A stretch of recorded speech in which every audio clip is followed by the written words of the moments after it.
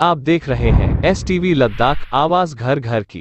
जिंदाबाद। श्री जमियात सिरिंग नामग्याल जी जिंदाबाद जिंदाबाद। भारत माता की जय। भारत माता की जय। वंदे मातरम वंदे मातरम मातरम मातरम वंदे मातरम मातरम मातरम। वंदे मातरम। आज का जो हमारा यहाँ पे एक ज्वाइनिंग प्रोग्राम रखा गया था, हमारे द्रास इलाके के भारतीय जनता पार्टी युवा मोर्चा के उपाध्यक्ष हुसैन साहब की लीडरशिप में बहुत सारे युवा कार्यकर्ता ने आज भारतीय जनता पार्टी का दामन थामा है। इस कार्यक्रम के बारे में बताने से पहले मैं एक बहुत ही इम्पॉर्टेंट इशू के ऊपर पहले बात करना चाहता हूं, और वो इशू जो है आजकल हमारे खत्ते लद्दाख में जो विंटर ट्यूशन सेंटर को बंद करके रखा है, ये बहुत ही बड़ा एक सेटबैक है। हम LG लद्दाख से, यूटी इंतज़ामिया से हम गुजारिश करते हैं कि ये जो आप लोगों ने ट्यूशन सेंटरों पे बैन लगा है, ये जायज़ बिल्कुल नहीं है। इसको तुरंत तत्कालीन इसको हटाना चाहिए। आपको बखूबी इल्म है कि एजुकेशन हमारे समाज के लिए कितना इम्पोर्टेंट रखता है। खत्ते लद्दाख में जब से ये कोरोना का वबा फैला है, तब से हमारे जो बच्चे हैं वो पिछले 2 साल से सफ़र कर रहे हैं, और अगर कोई सेक्टर इसमें अताहत हुआ है तो हमारा एजुकेशन सेक्टर हुआ है। और मुझे बहुत ही दुख के साथ ये कहना पड़ रहा है, बावजूद इतना बड़ा इक़दामात उठाया कि आपने पूरे एजुकेशनल सिस्टम को कोलैप्स कर दिया। हम एडमिनिस्ट्रेशन से सवाल करना चाहते हैं कि किस बुनियाद पे आप लोगों ने इसको बैन करके रखा है। ये तो हम समझता है एक साजिश है कि खत्ते लद्दाख के जो स्टूडेंट हैं, जो तालीम हासिल करने वाले हमारे नौजवान बच्चे हैं, उनकी करियर के साथ ये एक घिनौना मजाक कर रहा है। हम इसको बिल्कुल बर्दाश्त नहीं करेंगे। तुरंत हम LG साहब से इससे रिक्वेस्ट करते हैं, और कमिश्नर सेक्रेटरी साहू साहब से भी गुजारिश करते हैं, तुरंत इसमें आप इंटरफेयर करके इसको बैन को तुरंत हटाइए।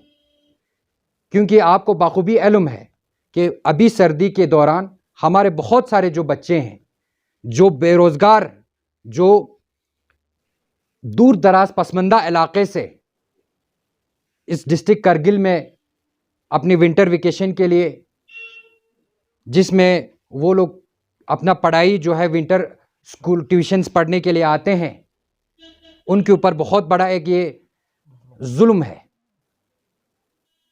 इसमें हम समझते हैं कि जो हमारे यहाँ कौंसल भी बैठा है, CC साहब से भी हम गुजारिश करते हैं, और CC साहब के पास एजुकेशन डिपार्टमेंट भी उनके पास है,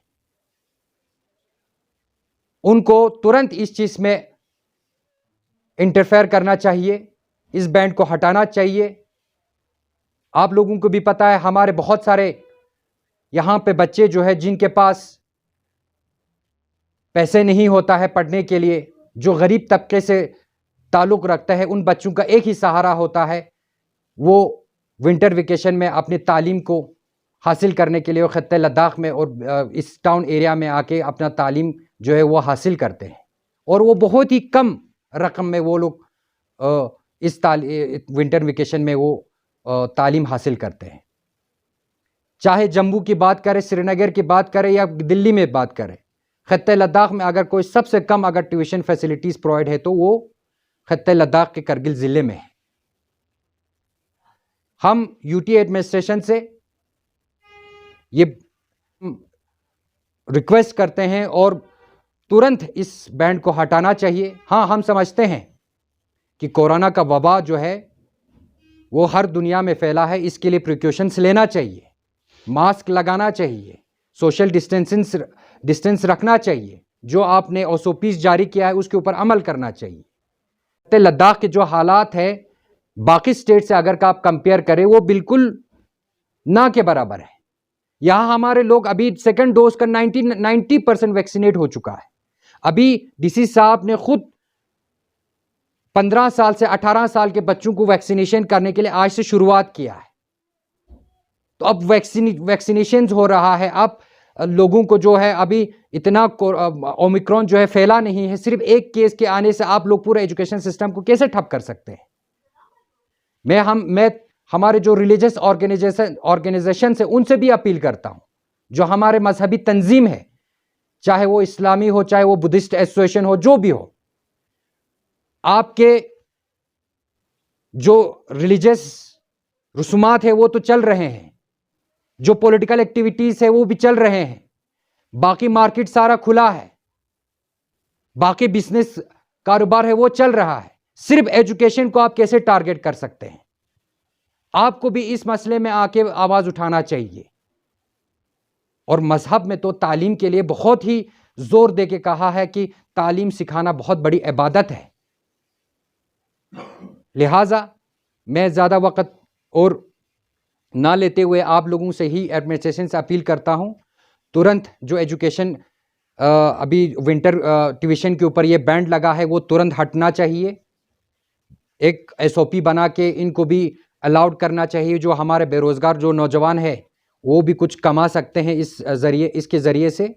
और जो हमारे जो तालीम हासिल करने वाले जो हमारे बच्चे हैं, बच्चियां हैं, वो कम से कम अपना एजुकेशन को जो है वो सही तरीके से अमल में लाए। और इसमें सबसे बड़ा रोल जो है वो हमारे कौंसल, हमारे चीफ एग्जीक्यूटिव काउंसलर साहब का ये रिस्पॉन्सिबिलिटी बनता है, उसको तुरंत आके इसमें इंटरफेयर करके इस मसले को हल करना चाहिए।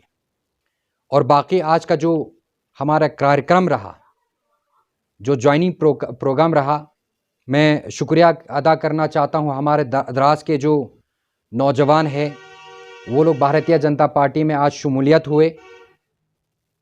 हमारे जो लीडरशिप है भारतीय जनता पार्टी के state wise president Ali Majaz साहब का भी शुक्रिया अदा करता हूं कि वो अपनी कीमती वक्त निकाल के इस ज्वाइनिंग प्रोग्राम में आए। हमारे अली चंदन साहब जो भारतीय जनता पार्टी के डिस्ट्रिक्ट जनरल सेक्रेटरी है और काउंसलर्स भी हैं, उनका भी मैं शुक्रिया अदा करता हूं, वो इस प्रोग्राम में शमूलियत हुआ।